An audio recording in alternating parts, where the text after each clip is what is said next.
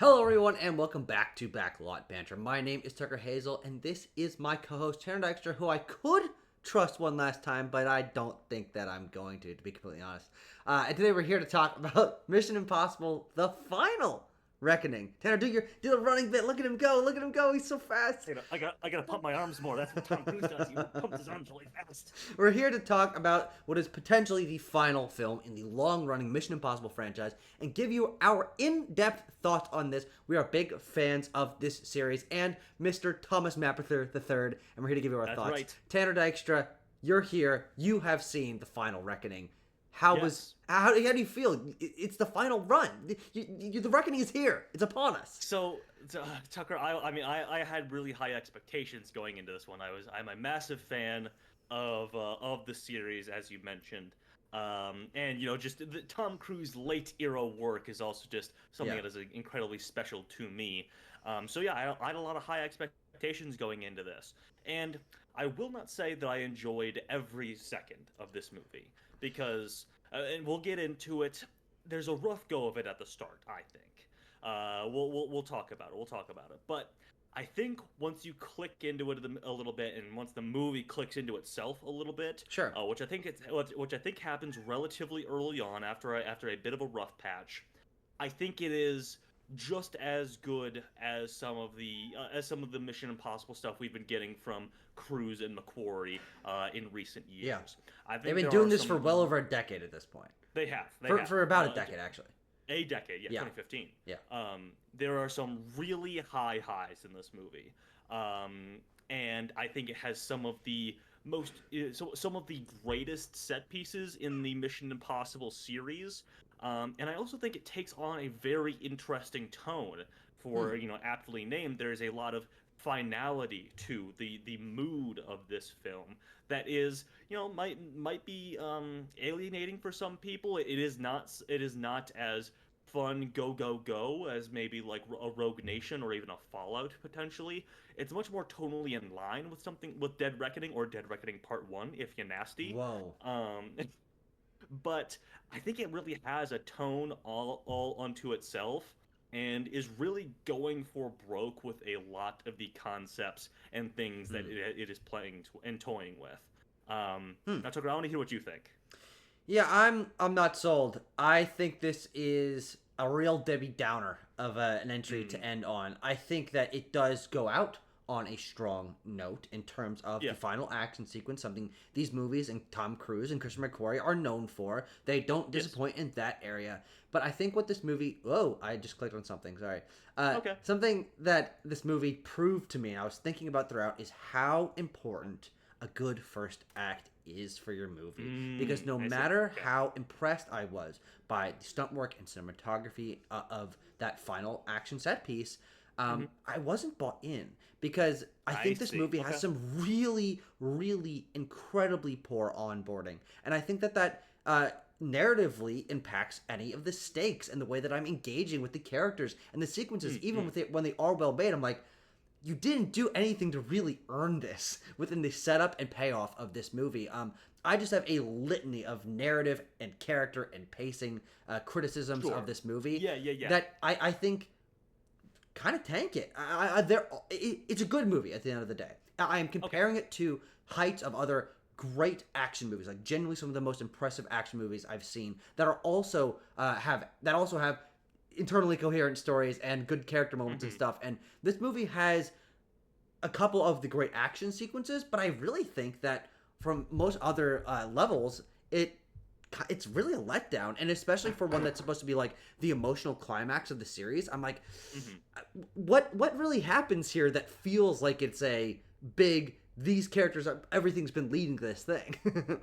I have some moments. I have some things that I'll bring up when we get to that topic, Tucker. But I am also here to say that I totally look at that guy. Oh no.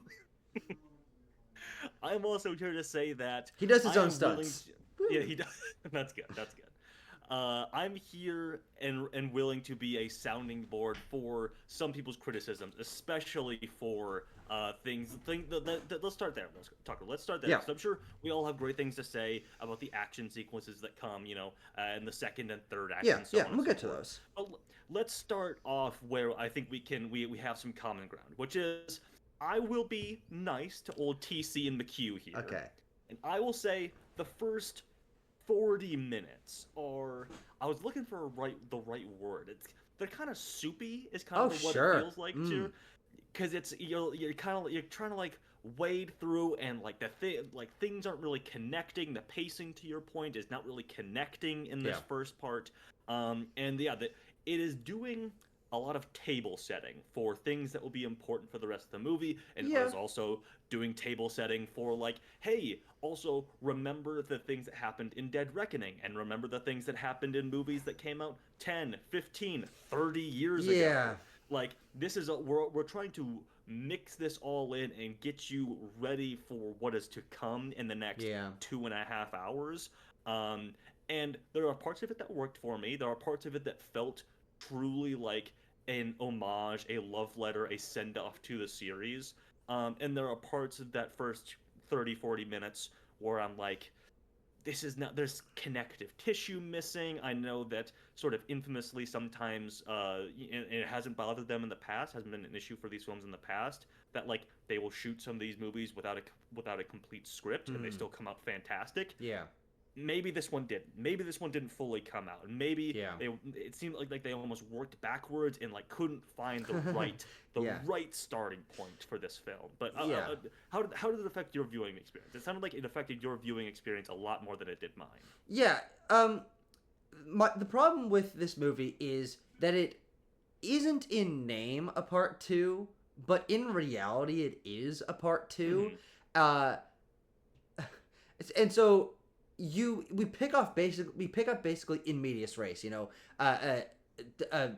Ethan Hunt is he's on his own. 2 months have passed since the events of Dead Reckoning. Yeah, which is an awkward amount of time. It's not like immediately afterward. So like things have changed and we have to reestablish a sort of status quo. But then that's moved on from so quickly that it basically feels like we're jumping straight into the middle of things.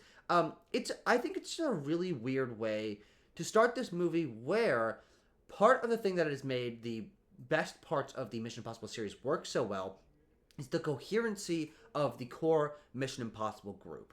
Ethan Hunt is a solid protagonist character, but it is his supporting cast that makes him a character worth fighting for, or worth remembering, because he has such a passion for the people in his lives. And that was totally what Dead Reckoning was about. Absolutely. Absolutely. Here's the biggest problem with this movie is it starts off, full spoilers from here on out. It's fine. He's kind of with Benji and Luther at the beginning, but not really, and certainly not for very long, like very fleeting moments of the three of them interacting. Well, they split up. They split up. They do split up. And then, again, fleeting moments, but the amount of time that Ethan Hunt is interacting with the other characters in the Mission Impossible movie here that aren't just like new characters that are introduced for this movie is fucking minuscule. And that is not on the screenwriting level the biggest issue this movie has, but on an engagement level, I really feel like something's missing from this movie. The dynamic with the Mission Impossible Force, or Impossible Mission Force, is core to why I enjoy the action sequences, why I care about the stakes. But the fact is that from the very beginning, we lose Luther. He dies, and I'm like, well, okay, I kind of saw that like one of them was gonna die coming, but it's a tragic final chapter. We have to lose somebody, but we lose Luther very early on. You're right. And then let's be honest, that we don't really wrestle with that for the rest of the movie. Like, he's gone, but they just fucking keep on trucking. Well, I would argue that we come back around to it, and he gets his final moment with Ethan in the closing minutes in the recording. Of this film. True. Yes. Yeah. Yes. Which it's a recording in a Mission Impossible movie that is in the lifeblood of these movies. Of course. And I think also the dialogue that is written there for Ving Rhames is really, really good. It's that's one of the best parts of the movie. But also, like, the final scene that he and Tom share, like, actually on screen before he gets blown to smithereens, is also super good. Yeah, I it's also pretty good. really Yeah. really like their interaction that's in that scene. So yeah, but I feel what you mean, Tucker. I feel Yeah. what you mean about Tom or Ethan. You know, they're one and the same at this point Yeah. ultimately. Is like on his own. You know, he's away from the IMF for a vast majority of this movie. Yes. And that is He's not especially even. true in the two like hour-long action sequences of this movie that is the core of this movie. And those are Mhm, the best parts of the movie from a filmmaking perspective, from an engagement perspective. mhm. Watching Tom Cruise do these stunts, be in these creative sequences. I'm not going to slander the movie for that, and we'll certainly get more in depth in them later. But Yeah, the yeah. problem is this movie separates.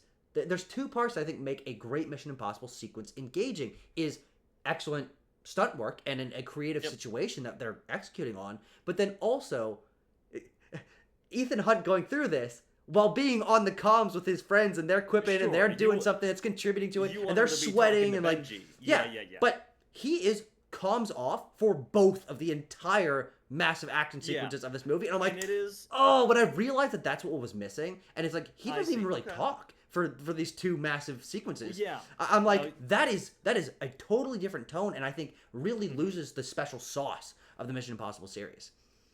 Sure. No, I didn't feel that. I didn't feel that like that was missing necessarily because we are doing a lot of cutting back and forth to the separate adventures. It's not that like, oh, we haven't seen Benji and Grace. No, of and, course. You Yeah, know, yeah. we pick up Paris, Pom Clementieff's Yeah. character, And, and some other guys along Yeah, the way. and who, Tanner? Who's the other Oh member well. of the Impossible Mission Force that we have here? What's his Oh fucking well. name? His name Tucker is of course William. Hang on, it's not. It's like It's Degas, I think. Donnelly. Yeah, No. William Donnelly. No, then who's the other fucking guy? The like younger black guy that's on you the mean team. You mean Greg Tarzan Davis? Yeah. What's his fucking name? Degas. Yeah. Degas. He Who was in the? Dead Reckoning. Yeah, but what the fuck? Where did he come from? This movie has a lot of issues. I really want to dig into them a little more, but like, Sure. why? Why do we need to introduce another fucking person to this team that doesn't have like any connection or stakes? Like the No. dynamic of the Impossible Mission Force is what makes the sequences engaging. But when I like Pom Klementieff's Paris. She was set up in the last movie, so like there's a little bit of character growth that comes to her being here. I'm like, okay, I get that. But we just fucking staple on this extra guy, and of course these other two people that are like even more Sure. random. But I'm like, Yeah. the movie ends up feeling bloated because the core group don't actually have a dynamic. Benji and Grace had a little bit of a back and forth from the previous movie, and they certainly feel the most connected in this. But even then, like, how much time do the two of them really get to interact in this movie? The core group is just like a bunch of people who kind of know each other going on this adventure. I'm like, no, that's not what Mission Impossible is. They used to be the best fucking friends of all time that have seen every shit together. But it's like, Yeah. they're like acquaintances at best in this movie.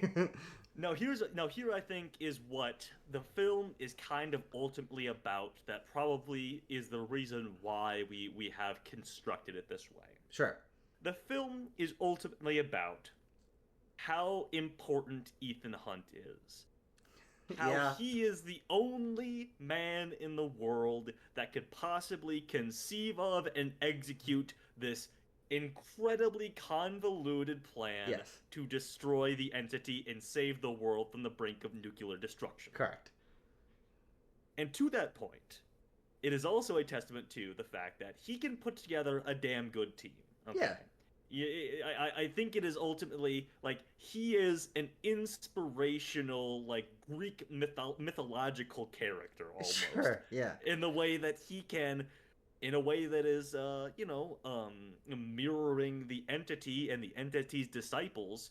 Tom Cruise, Ethan Hunt can cultivate his own group of disciples to come together and save the world. Yeah. No, I didn't feel like the IMF team in this one was disjointed or random people put together. I thought that ultimately, like the narratively, there was a reason why they all fell in together. Like even in the going back to this happens in the first 30 minutes that we were talking about when Degas, Greg Tarzan Davis's character, gets folded in. Like there is sort of like an unspoken innate rather. connection that he has when he looks Ethan Hunt in the eyes. Yeah. And ultimately, like that is what the movie is asking you to be bought into. Is that Ethan Hunt, having spent hours and hours with him across the span of 30 years, basically melding him with the movie star iconoclast performance of Tom Cruise, being like, you have to be in that these people just trust this guy, that he is able to just get people into the fold in this way. Yeah. And that goes to Degas and William Donlow and William Donlow's Inuit wife. Yes. And so here's the thing. You're right. And I think that it is something that the movies, to this point, I think have been very good at, where we see characters like Hayley Atwell's character and Rebecca Ferguson's character and Simon Pegg's character and Jeremy Renner's character and all these fucking people across the course of the history of the series show up, be distrusting, not quite understand what Ethan Hunt does, or if he really is as talented and capable as he actually is, and then they see him execute on it, and boom, they suddenly understand and they become a part of the group. That, I think, the series has been great at. And the only one that translates that forward that is a new part of the team here is Paris, is Pom Klementieff. She was saved by him in the last movie, and now she understands, she's seen what he can do, and she's on the team now. Totally makes sense for me. I'm not complaining about her.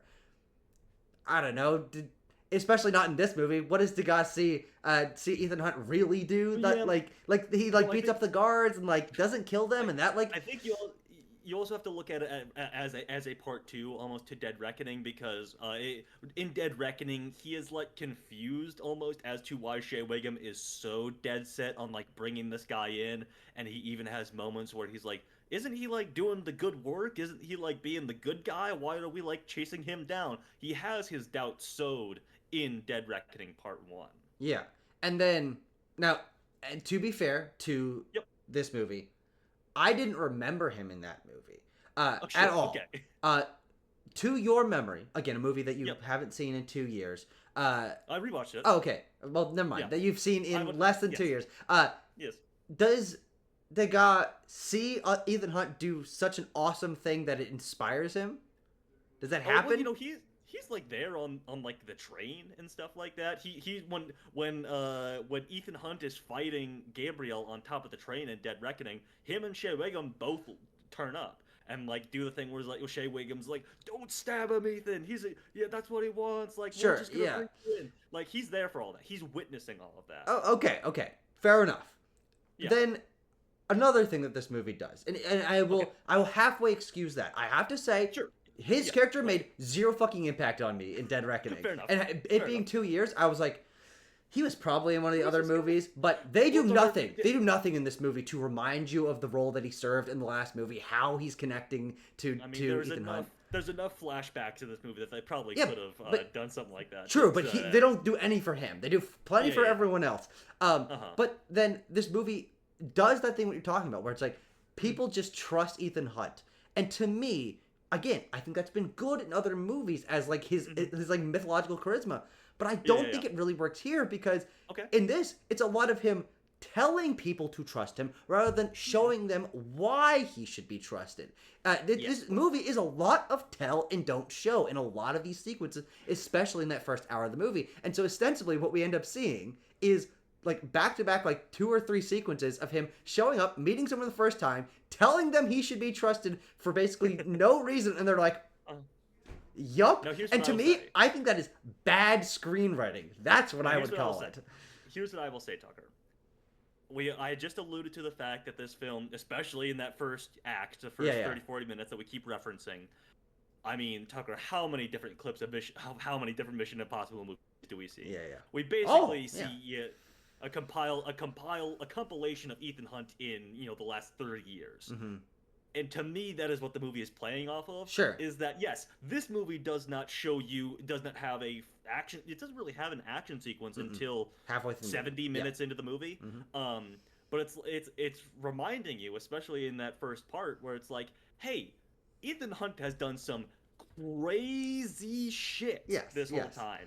when he is in the briefing room with the president and like everybody else that's high ranking in the American government, they're literally flipping through a folder of like, you heisted Langley, Yeah, you stole the rabbit's foot, you did X and Y, you were there for when the Kremlin was bombed or whatever, and it's showing you all of that. That is this movie's version of showing you.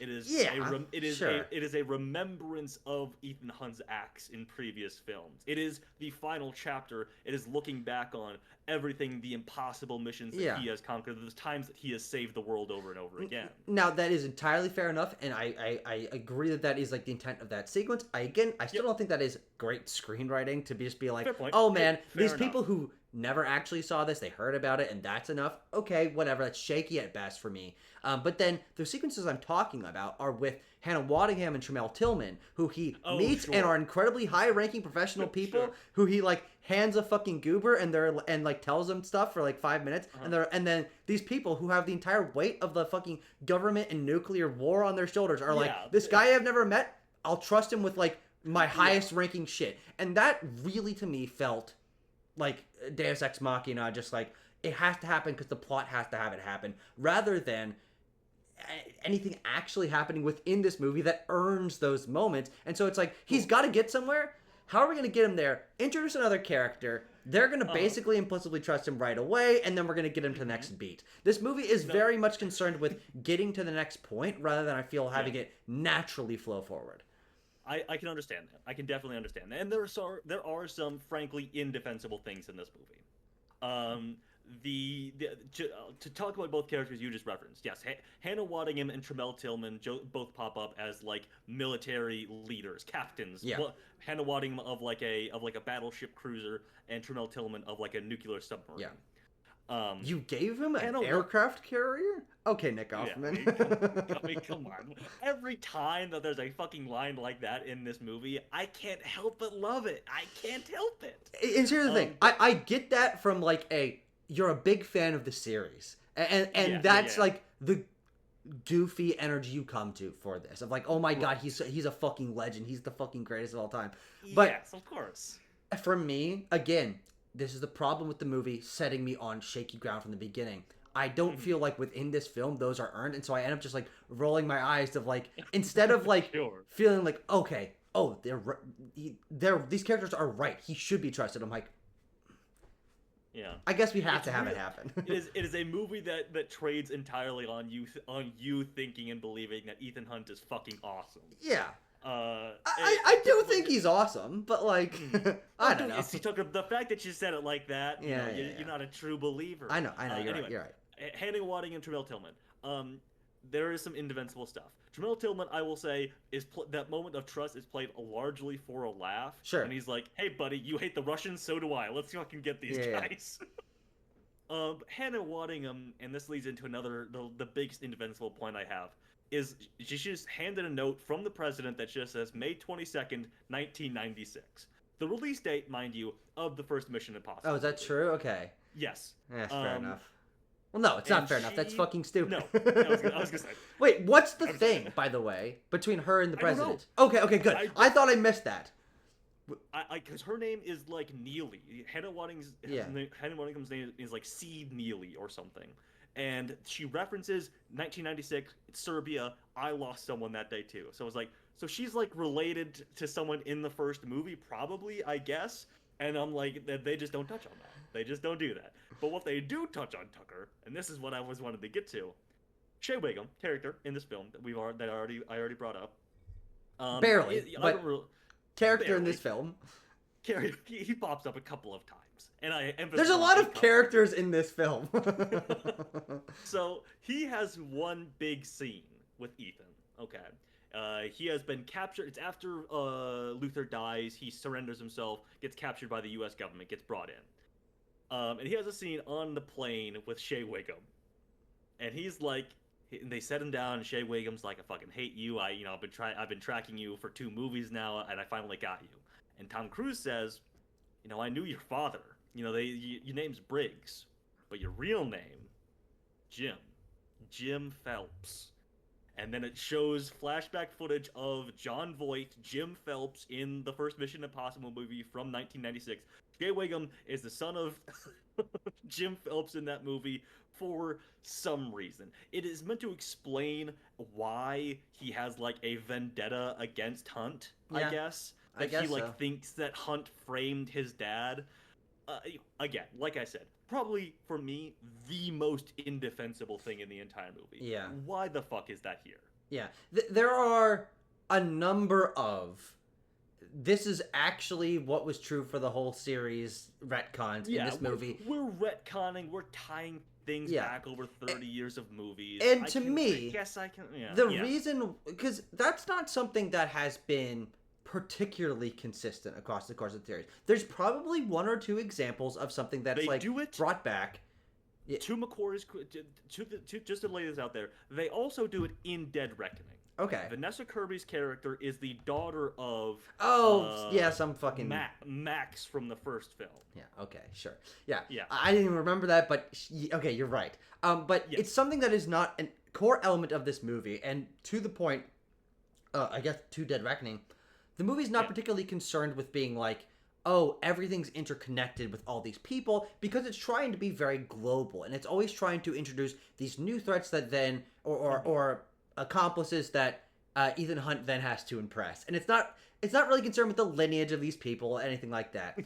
But this movie treats the Mission Impossible series like it's fun, like it's Saw or fucking Fast and Furious, and I'm just like, no, these don't matter, because ultimately it's all fucking goobers, and it's all fucking just like military people. The reason why in Saw or Fast and Furious a tie-back, callback moment, this person's the son of this person, works, is because those movies are sold on how complicated and convoluted and interconnected and personal all of these things actually are. But I don't know who they're the son of, who they're related to, because frankly, the vast majority of villains and side characters in Mission Impossible movies are largely interchangeable. They serve basically the same role. But when you find out that Jason Statham's the daughter of this person, and they've got brothers, and you're like, whoa, holy shit, because you remember these characters, they're so distinct. That's not necessarily true with Mission Impossible. It really feels like a element of identity that is shoehorned in here for brownie points, but it's like, no, you didn't fucking earn that. And this movie would be better if there wasn't so many fucking characters in it. So like, it's a really, really awkward balance. I would push back on like John Voight in Mission Impossible 1 does leave an impression on me. Of course. I do remember him in that movie. Same goes for like Max, Vanessa Redgrave in the first movie. I remember her.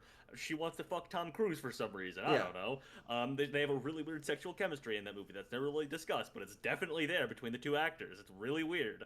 But yeah, so for that reason, I will say I like those characters, and so it doesn't weigh too heavily. But you're right. If I'm looking at it from like a screenwriting thing, I'm like, what the fuck? Why? I like that there are just some question marks that really pop up for a moment, but then this movie is go go go. We are moving on very quickly, for that matter. It is, though. I think every sequence in this movie is like 25% too long. Characters love to fucking sit around and chew the fucking fat in this movie. They love to sit there and reiterate things. This movie is loves reiteration. And revisiting, especially flashbacks, is I don't need to see that fucking shot from the old movie or from fucking 30 minutes ago again for the third time. This movie is... And this is, again, I think part of the reason why, on a personal level, I found this movie very hard to connect to. On a character level, is the characters really feel like they're there just to tell you the plan and then tell you the plan again, and that is it. There is very little, like, I feel like bonding between the characters, and the few moments of where that is true, like when Grace saves Ethan and they're in the fucking decompression chamber, I'm like, okay, this is a take a breath. These characters care about each other. Let's see them connect a little bit. That's like really the only meaningful sequence the two of them share in the entire movie on like an emotional level, because otherwise there's just like 30 fucking people around them for every other sequence. And so like I just feel like the movies have worked so well to this point. I've cared about the characters so much because it has balanced in between these massive sequences moments for the characters to connect and reflect a little bit and have a little bit of downtime. There's basically none of that in this movie because it really is like just one long goober chase of like get the thing and then go to the thing, and on a thrust level, I think it's really weak. Because Tanner, here's the other, maybe the biggest issue this movie has. All right, here we go. The fucking entity. The fucking entity. I was a little bit annoyed at in Dead Reckoning. Okay. Where it was like, okay, I like the AI part, but it's so intangible, it's kind of hard to tell like what it can do. But in that movie, it introduced this element of who can you trust? You have to work with analog because it's this digital thing. All right, cool. It gives it a bit of its own identity. I didn't like Gabriel in that movie. We'll get to him. I don't like him in this movie. But fair enough. The entity,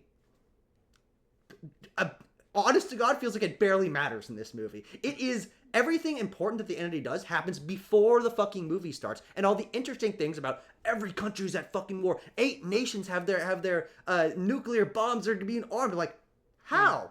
Why? All that shit happens. Everyone is at fucking war. Reddit has basically been inspiring everyone on the planet through news.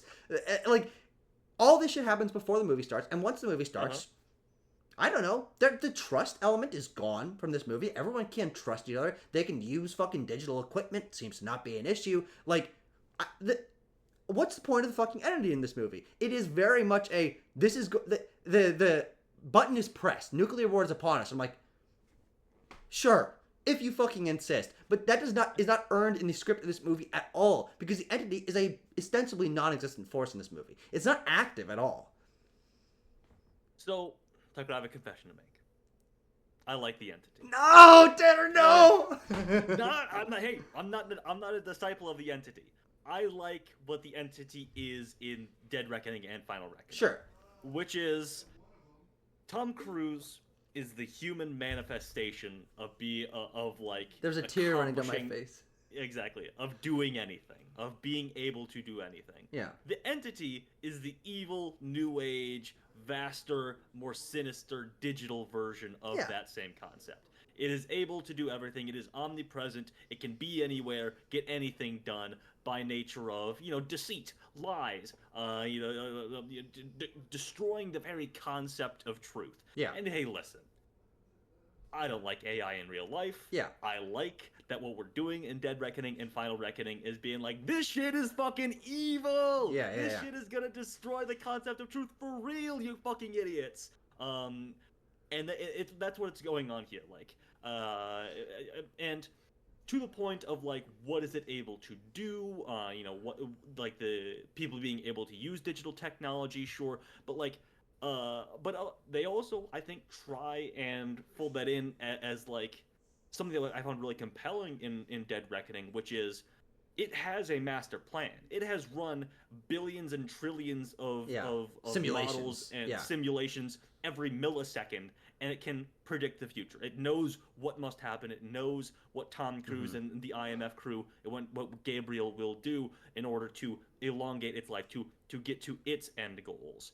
And so, I mean, unless I'm misremembering, I don't feel like I am, because I reiterate what the plan and what everything going on in this movie is constantly, is that it wants Tom Cruise to retrieve it so it can get to the Doomsday Vault. Yeah, so it's no, not that's true. necessarily trying to stop him. But it to me, that's the ultimate plan. Well, that's the thing, is where's the line and why is the line? Because, yes, you're right. That is the plan of the entity. But what that really means in execution is that there's just kind of not an antagonistic force in this movie. Like, everyone has, like, this low, boiling distrust because of what the entity has done, but the entity is not currently doing anything. The Doomsday Clock is counting down. I'm like, how do... Like, we keep returning to this shot of, like, the fucking time until fucking D-Day. But I'm like, how do you know? How do you know when it's gonna fucking happen? I mean that for me is just like we need a ticking clock for the movie. So the fucking people have determined how long it will take the entity to crack the nuclear codes or whatever. Sure, but like, if it's running trillions of simulations a second, like, why didn't it do it instantly? Like, if the thing is so powerful, it is controlling, like, the entire planet except for the U.S. Was that explained why the U.S. wasn't, like, infected. We have the best fucking security. We got the most security in the Oh, world. We got the most trusted, the Yeah, most hardest to crack. we've got the guy who made the fucking black box, baby.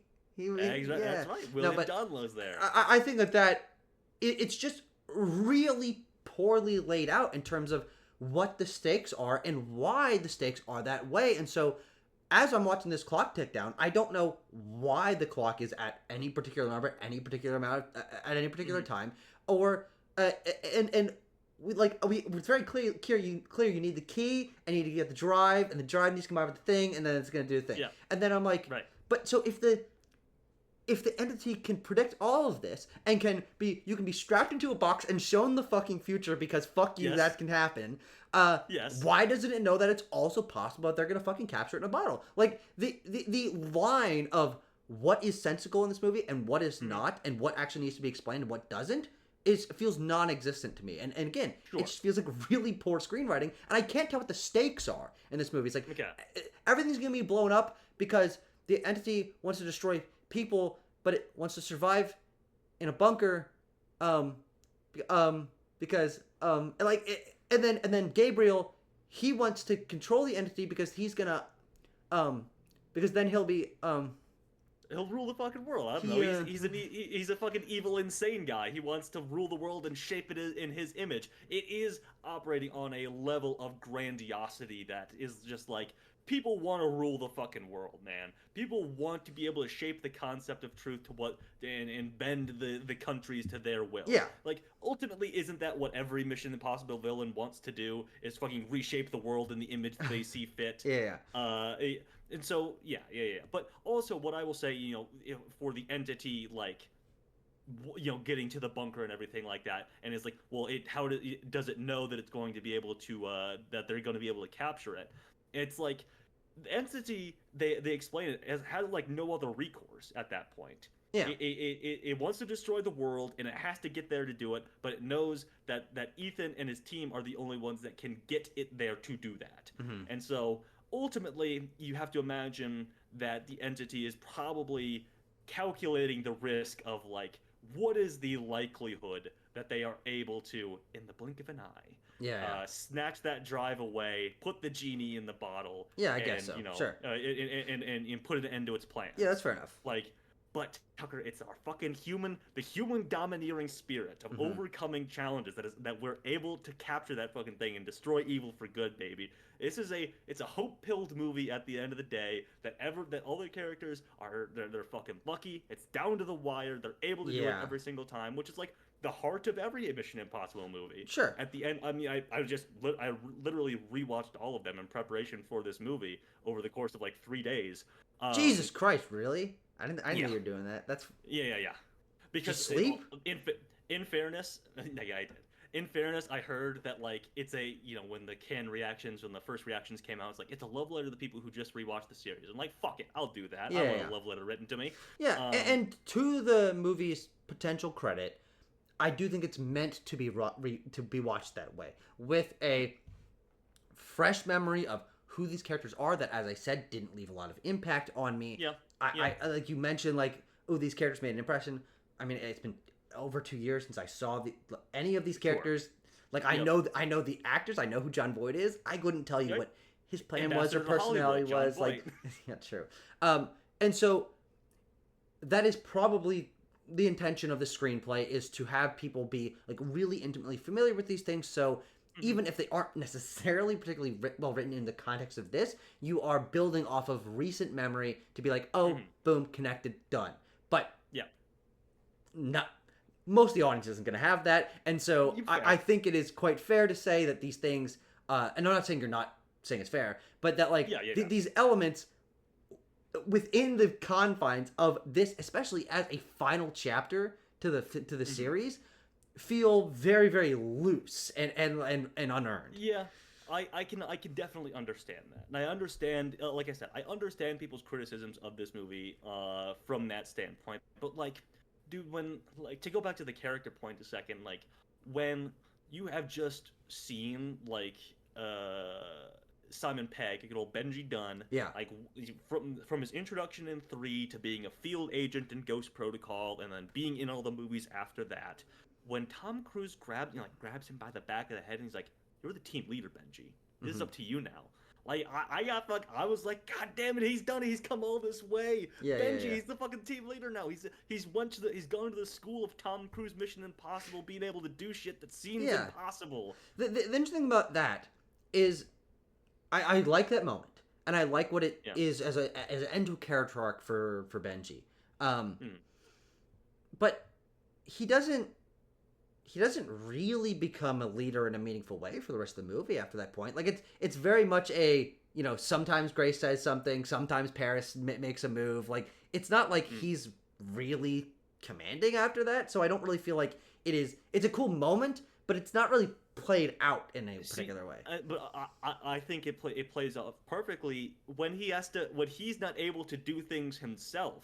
When he has to walk Grace and Paris alternatively between saving his life and saving the fucking world. And I like that scene. I like that scene. Exactly.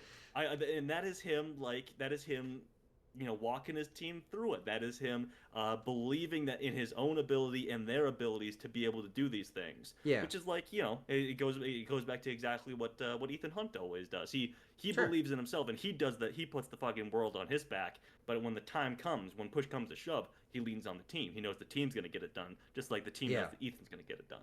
Yeah. Let's talk a little bit about the action in this movie, which I think comes. Was there action in these? The action in this movie comes in 3 phases, and I think it is middling, excellent, incredible. The 3 phases. First half of the movie is some hand-to-hand combat. They're people tied up in chains, and you get out of chains, you beat up some guards. You do the thing. I think the hand-to-hand combat in this movie is kind of shaky. This is a very cutty movie. This is a very boom, boom, insert shot. I'm like, whoa!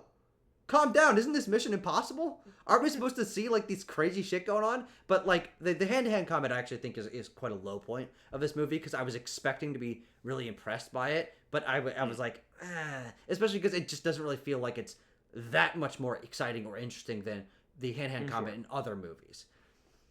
And any thoughts about that? I mean, these movies have never been like John Wick or whatever, where we're doing extended sequences of excellent martial arts. Like Tom Cruise, for all of his own stunts that he does, he's not like a Taekwondo master that's doing doing long, extended, super choreographed fight sequences. They have always been that. But Tucker, to your point, I'm not going to completely undermine you. Again, it goes back to my first 30 minutes thing, where I'm just it's not hitting right now. It's not hitting right now. The jumping, the globetrotting's not doing it for me. The editing of those fight sequences aren't doing it for me. They do try to do a joke thing, and I want to know how well you thought this was done. Of just holding on Grace, Hayley Atwell, as she sees as she watches Tom Cruise murder 3 guys with a butcher knife or whatever, and she's clearly very shaken at the amount of violence that he's able to inflict. A butcher's knife and a meat tenderizer. Exactly. I thought it was a solid bit. It's fine. And it's a little weird. It's out of place for sure, but it's fine. Yeah, it's unlike things that have come in the series prior, is what I would really say. It was this doesn't feel like a Mission Impossible bit, but if McQ and TC want to try new shit, if they want to get around maybe some fight choreography that they weren't able to get done in time, more power to them, I guess. And I mean that sort of questioning about what the behind the scenes, what the production of this, we could talk about a bit at the end, but I do have questions about that we can maybe field a little bit. But Tucker, let's move on from the middling, because I think we can kind of agree there. I think the fight in the submarine when the guy ambushes Tom Cruise on the treadmill, I think that one's good. I like that one a lot. Yeah, especially because it's a little more distinct than being in either a prison hallway or a fucking torture room. I'm I've seen this shit before. I've never seen a guy's face be fucking treadmilled off. When there was smoke coming off of his face. God damn, that's nasty. I was doing that face. Okay, what was the second phase for you, Tom? Second phase is excellent, which is the James Cameron sequence that comes halfway through this movie. Hello, James Cameron. Christopher McQuarrie is coming for your fucking ass. Hey, If old Jimmy C's gonna be too old to direct Avatar 4 and 5 or 6 and 7 or whatever, here's some. I'd watch a McQuarrie Avatar movie. Why the fuck not? Yeah. Because there's this middle section of the movie that is, everyone else is dealing with Russian soldiers who show up and they have to fucking deal with them. Yeah, they're there. I don't know. I don't really find that particularly interesting. But then, Godspeed to Ethan Hunt, who is doing the most elaborate, insane, one in a quintillion thing that could ever be done as an explicit plan. Because the difference between the subsequence and the biplane sequence is that the biplane sequence, he's flying literally, but by the seat of his pants. This is him like being in the moment. Yeah, but this is, I'm not going to survive this, but this is the plan. Yes. And it is, God. Here's another problem that I have with this movie, and I'm using this as a reason why the sequence works, but it's built on shaky foundation. Is the stakes of this movie are inflated and inflated and inflated and inflated because not only is the stakes of the world and 8 missile silos around the fucking planet and 8 billion lives and one guy who no one really knows is gonna the concept of truth going forward for the human race, or life, there's all of that, which I think is ridiculous and not well founded, but whatever. But then within each thing there's like 6 reasons why these things shouldn't work, and I feel like it's a very jumping the shark kind of thing to set up of like, we need this to be the most intense, like, oh my god, he's not going to make it thing ever. And so it doesn't feel believable to me that he even really thinks that this can be achieved. Sure. And it's because so he's gonna go to Hannah Waddingham, convince her, be dropped off, the Russians be damned in the middle of the ocean, and then the submarine, he's going to meet them somehow, and he's going to convince them to be on his side, and then the Russians be damned because they're not supposed to reveal their secret location. So the rules set by the American government are being broken like fucking 7 times in all of this. It's all illegal. Hey, that's what you got to do, baby. And then he's going to use a suit that he doesn't know they actually have, but he's going to get the suit, and then he's going to go down, and he's going to get the thing, and then he's going to go up, but it's okay that it's super deep, and that he would get the bends because they're going to find him, and they're going to dig through the ice, and they're going to put him in a thing, and then he's going to be fine. I don't know. I think that's like 2 layers too ridiculous for me to think like it's engaging or believable. But again, to the sequence's credit, the actual concept of him down there in this spinning, rotting submarine with fucking nuclear warheads and the water shifting around him and the doors being locked off by all this stuff is incredibly unique, and it is incredibly well realized, and it's incredibly tense. And then the moment when he has to just like cut it off and then like float up top, I'm like, what? This guy's fucking, honestly, he's fucking dumb. This is really stupid, but he's fucking doing it. I was gonna get out of there, Tucker. Yeah. What would you do? And then he does. But, so I like the execution. I think it's a creative sequence, and it is very unique, especially for the Mission Impossible series, it being like entirely underwater like that. It's cool. It's great. But again, I think that I don't love it, because I think that getting to that point is like, I'm just kind of like nose breathing. I'm like, okay, rolling my eyes a little bit. But once we're in it, I'm in it for sure. Sure. I mean, I don't have a problem with the setup. I will say that. But this goddamn sequence, I was aghast, Tucker. You know me. I have an issue with like deep sea underwater, like watery grave for man-made construction stuff. I can't look at pictures of the Titanic underwater. I can't do it. So, Tucker, imagine my horror when Tom Cruise is fucking drifting past giant submarines, going to the bottom of the ocean to a submarine that is teetering precariously on the edge of an underwater cliff to go even deeper to the bottom of the ocean. I mean, at a certain point, I was watching through my fingers of this fucking scene. I couldn't believe it. And yeah, I mean, you said it already. The idea of him letting the water in, and that throws off the balance of it, and it's rolling and it's rolling, and we cut back to like it's rolling to the edge of the cliff on the other side. I was like, God fucking damn, this is so good.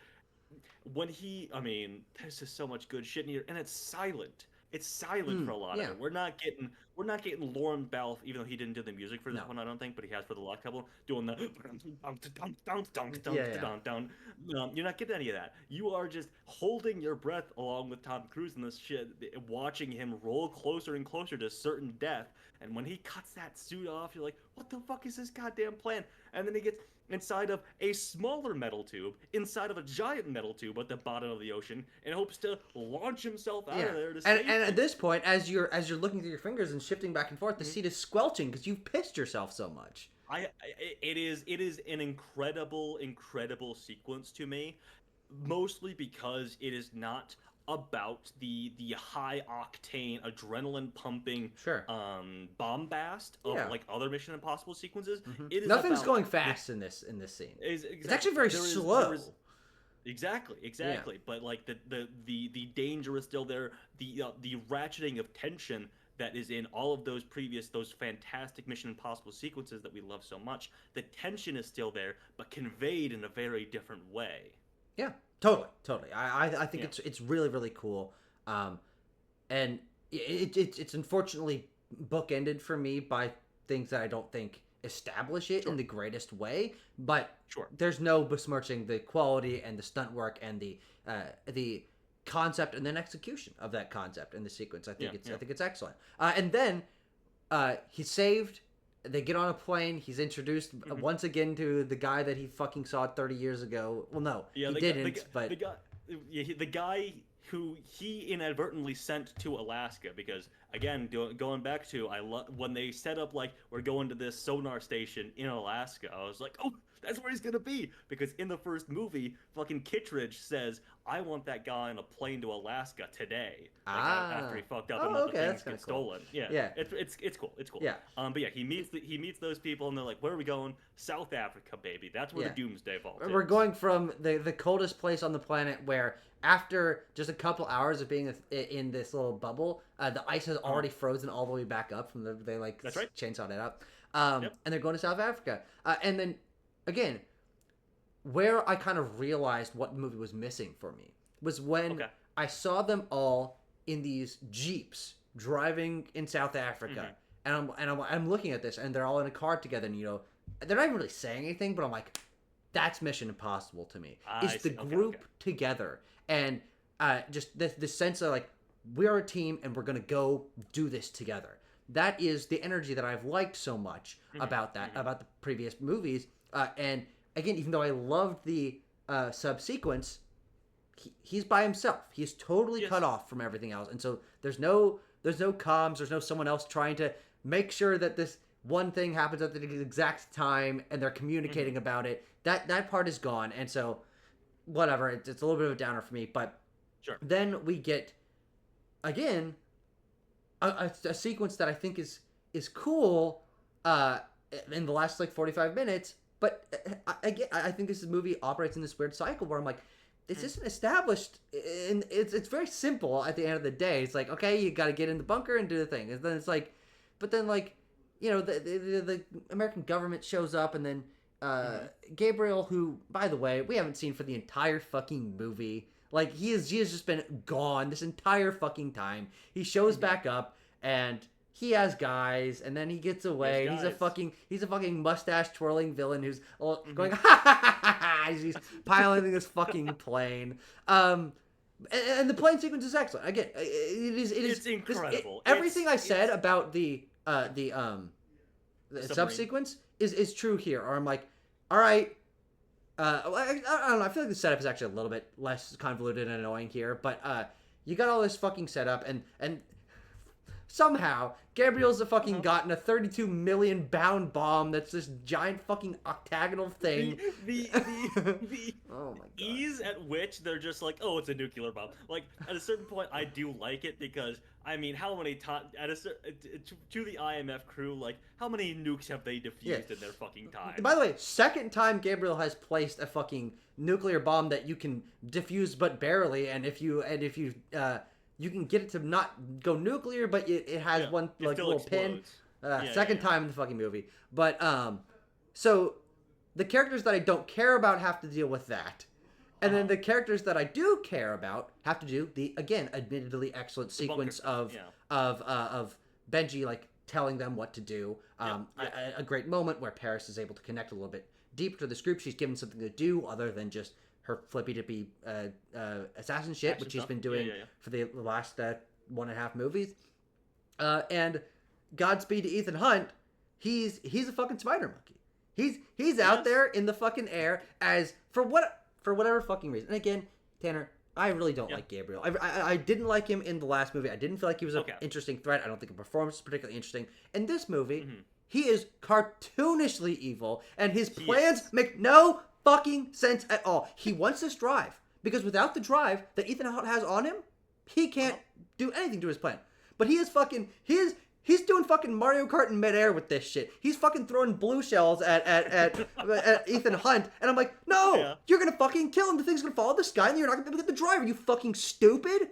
Aren't you supposed to be a mastermind? How'd you get a bomb and you don't know, like, don't kill the guy. Don't shoot him in the head. He has the fucking drive on him. Like, the sequences oscillates for me between, oh my god, this is some of the best filmmaking and stunt performance I've ever seen, with this fucking guy that is this cartoonishly evil villain that the stakes of the world rest on his shoulders, and he's the smartest, most capable villain ever made, but he's also a fucking idiot. Now, I will say that it's Isai Morales, I believe is the actor's name. I mean, when he is cackling like a fucking madman, it's fun for me. I don't know what else to say. It is so fun to see him completely unhinged, because again, we have not had like an unhinged Mission Impossible villain before. Yeah. He's not like Joker unhinged though. He's not like zany. He's just kind of like, I'm a serious guy, and then in moments he's just kind of dumb. Yeah. No, but I think by the end, when you mentioned it, when he's like driving away, he's like, "Chase me, Ethan," or whatever. And then, I mean, he is like trying to knock his plane out of the sky. And you know what? Fair point about him being about like, you're gonna destroy the drive, and what's your plan then? Fair point about that. I can't argue against that. But also, you get to see Tom Cruise, real life, flying around in a biplane, and then like climbing out onto the wing of the biplane, trying to jump from one plane to another. Again, for real. He's doing this shit in real life. He's doing this for real. It is insanity what is going on in this final sequence. It is. I mean, especially since it is like the final action sequence of the Mission Impossible series. Asterisk maybe, quote unquote. Hey, who knows really? Like, I think it honestly might be like the most dangerous thing ever done for a movie. It's for sure the most dangerous thing ever done. Like, it's hard for me to really wrap my head around how this sequence was filmed. Like, I'm not knowledgeable enough to understand like the camera work and planning and shot, because like there's close-up shots mixed with faraway shots. Like, okay, so those must have been like either hidden cameras or like a different, like they just did this a ton of different times. Like, my brain is trying to put this together as like a film fan. I'm like, oh my god, it's incredibly impressive.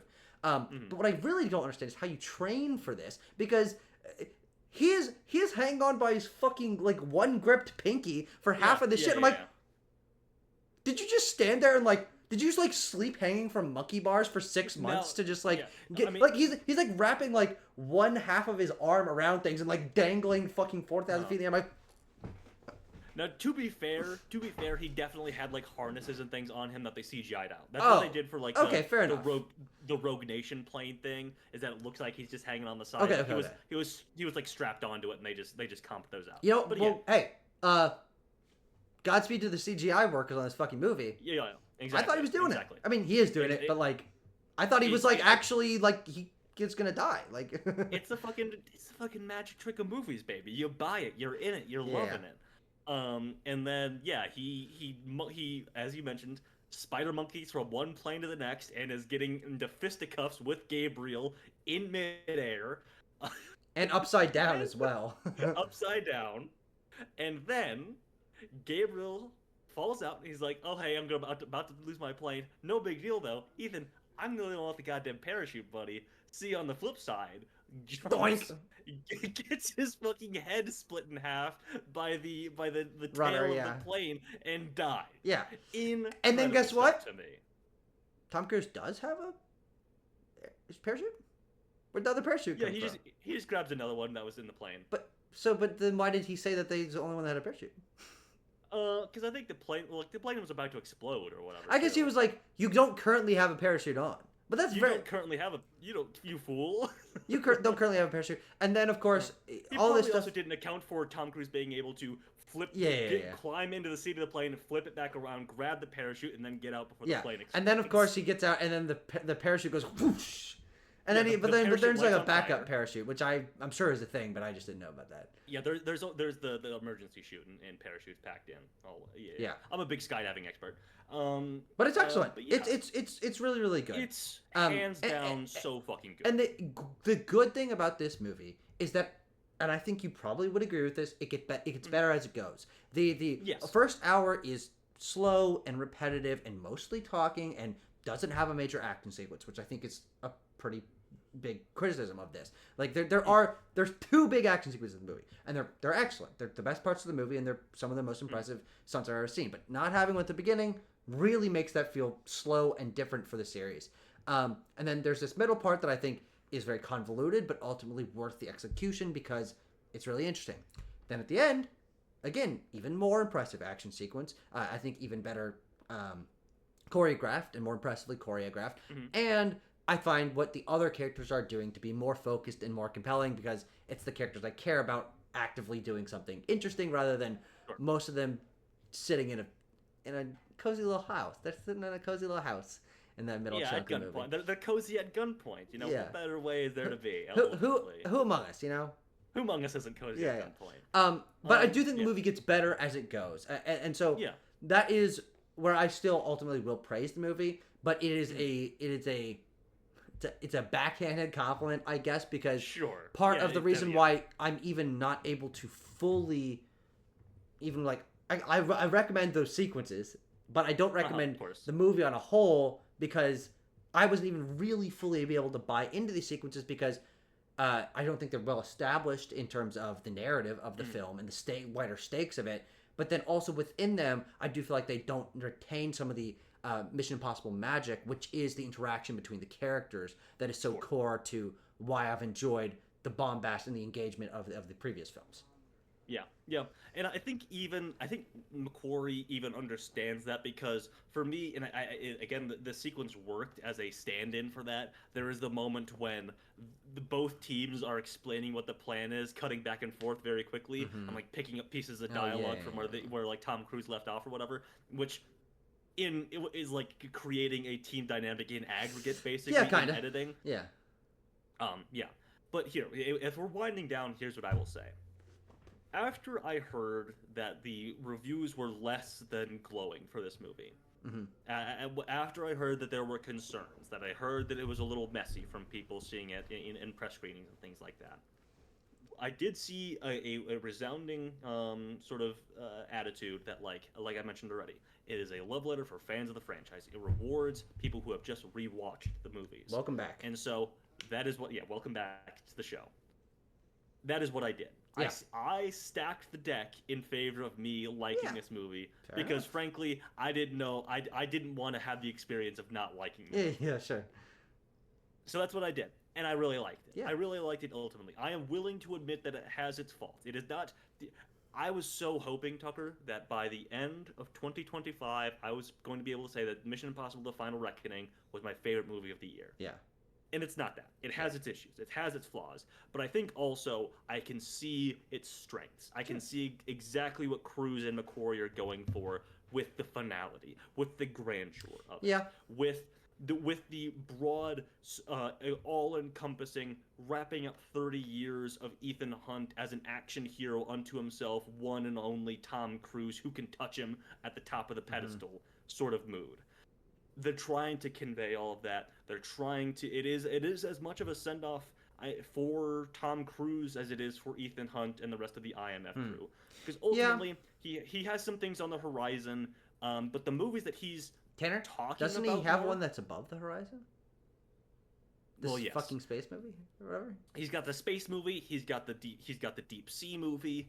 But the movies that he's talking about making are like, he wants to work with like fucking Iñárritu, and he wants to work with Tarantino, who are not bombastic action filmmakers. So Tom Cruise is 63 years old at this point. Like it feels like as a send off to him as much as anything. And like I talked about. Oh, sorry. I'll wrap up quickly here. Sorry, I've been going on, but like the things about AI that it's saying, you know, about how the film is obsessed with friendship and connection and earnestness and you know, having connections that last years and decades and finding your people and all this stuff like that. Like that is all the beating heart of the Mission Impossible movies that I don't think you can truly divorce from things, especially as if you look at it as the final chapter, closing the book on it like it is. Something that I set up perfectly for myself by shotgunning the movies. And I unfortunately, I had like a lot more work the last like week and a half than I usually do, so I didn't get the chance to do that. But I do appreciate that, and I think you're right. That's what they were going for, and I think again, if you set yourself up that way, you can certainly appreciate it that way, and I don't discredit that at all.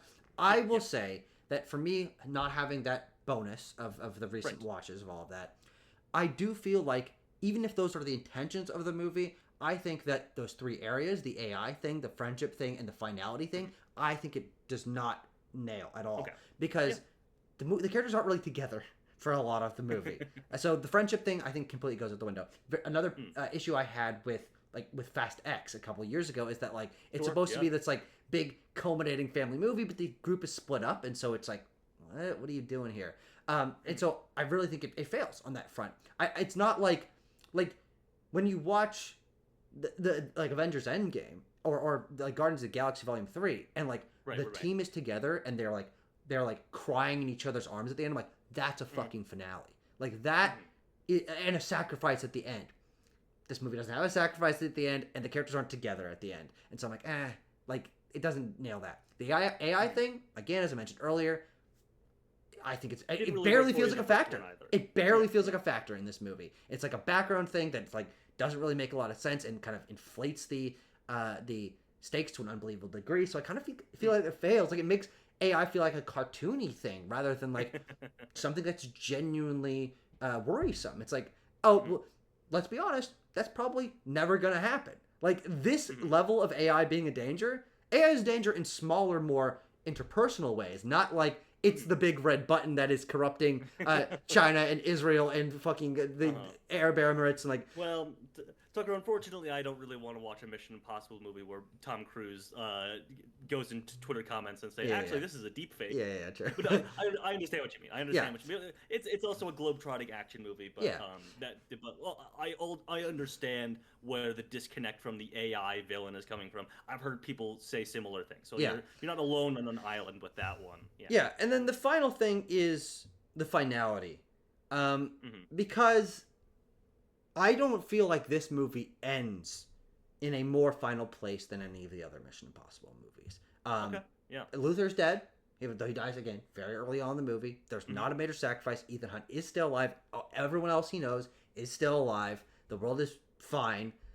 Technically, they still have the entity. It's just in a goober. They turned the untouchable goober into a touchable goober. When they said it's a 5 terabyte ultra encrypted super duper lockdown mega drive or whatever, 100 trillion terabytes in one thing in the palm of your hand. And then like, you know, he gets the drive, the thing stops, and I think the like last 5 minutes of this movie are really, really, really weird. The characters don't interact before the end of the movie. They just kind of look at each other from across the square and they're like, just a knowing nod. What the fuck is that? I think that that's a really poor way to send off the characters. And to me, it screams of, we don't really know how to write this. Again, because to that point of the movie, within this film, the characters haven't really, like, done a lot of, like, super deep interacting, you know, even though Luther is gone, like, they haven't had time to reflect on that and, like, talk about, like, the way that the group works together. Again, I also think that with Paris and with Degas and with these other two motherfuckers, like, the group doesn't feel particularly cohesive. And so he, like, lands the plane. He, like, who's the fucking guy that he, like, half hugs or whatever? Oh, like, that's Shea Wiggum. Yeah. Shea Wiggum. And oh my god, the fucking moment where he points a gun at him and he... and then he turns into a handshake. Oh, fuck. It's so cheesy, but... Then they do, like, the Predator handshake, too. Yeah, and then they do a hug, and I'm like, is that really earned? Like, he hasn't really interacted with this guy otherwise that much, but, like... And then the final moment that, for me, should be, in my mind, if this is a final thing of, like, man, these people really love each other, and this is the last send-off, it should be a fucking sitting down La Familia, we're having a fucking barbecue, or a funeral thing for Luther. But instead, they don't even say anything to each other. There's no dialogue for that last chunk. Let's talk about it. It's so fucking weird because it's like they're all alive, so there could be another movie. It doesn't feel final. There could be another movie, but you know, I think it's an ending that for me works if there is or isn't another movie. Sure, yeah. Because ultimately the promise still is they're all alive, they're still together, they're still friends, they stopped the end of the world, world peace is upon us, and if it's not, they're still able to do missions together. Okay, like that is what that ending is. Yeah. Ultimately, it's the knowing nod. They go back to the shadows, etc. But you know they're still together as the IMF team, and it might not be the last movie. Yeah. Let's be real. People have pointed it out already online, but the Oscars recently announced that there's going to be a stunts category at the Oscars in a couple years. And another $400 million to Thomas Rapper III. Hey, I wouldn't say no. Where's the GoFundMe? But yeah, it ultimately does feel like that for me. That Tom Cruise is like ever obsessed with having this series. Like we wind back 15 years, and Paramount rather was looking to replace him in the series with Jeremy Renner. Yeah. You back up like 10 years before that, they were looking to replace him in the series with Brad Pitt. Like that. This has always kind of happened, and it now feels completely under the control of Tom Cruise, of course. Yeah. But with the bombast of these movies, with the age of Tom Cruise, I think there's a question amongst the producers at Paramount and Bad Robot and everything like that. No. What am I thinking? Skydance. Yeah. Thank you. Bad Robot's J.J. Abrams. Yeah. But he did a couple of them, which is why I got my wires crossed.